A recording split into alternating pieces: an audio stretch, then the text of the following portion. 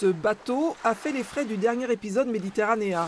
Échoué depuis 48 heures environ, il a été signalé aux autorités par un plaisancier navigant. En cette saison et au début du printemps, le phénomène est relativement courant. La priorité pour la collectivité, c'est d'avoir les réactions immédiates de mise en sécurité pour éviter les blessures sur le public et ou les pollutions dans l'environnement. Dans ce cas, pas de problème majeur. L'embarcation est dans une zone isolée, escarpée et non visible du public. Un peu plus loin, près du port de l'Olivette, autre signalement. Ce petit voilier, normalement au mouillage, a dangereusement dérivé jusque dans la zone de baignade. Le problème, c'est que la marée a lâché.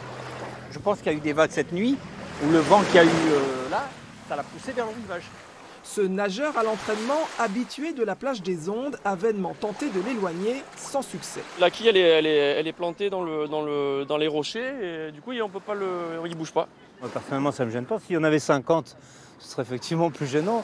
Mais enfin, il faudrait qu'il retrouve son légitime propriétaire quand même. Là. C'est la première démarche après la mise en sécurité.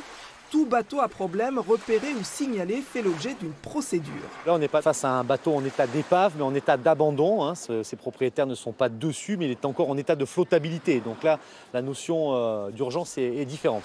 Une urgence toute relative, car faire enlever un bateau prend beaucoup de temps. On appelle cette étape le temps administratif. Le travail se fait en collaboration avec les services de l'État, puisqu'il y a toute une procédure de mise en demeure du propriétaire, si tant est que nous arrivions à le retrouver, et qui donne lieu, in fine, dans un délai de 1 à 3 mois, à une déchéance de propriété. Souvenez-vous, en mai dernier, ce bateau s'échouait dans la baie des Milliardaires, provoquant l'incompréhension. Après 3 mois de formalité, l'État et la collectivité se sont substitués à son propriétaire insolvable. L'épave, tombée dans le domaine maritime public, a été totalement prise en charge. Évacuation, nettoyage et filière de démantèlement.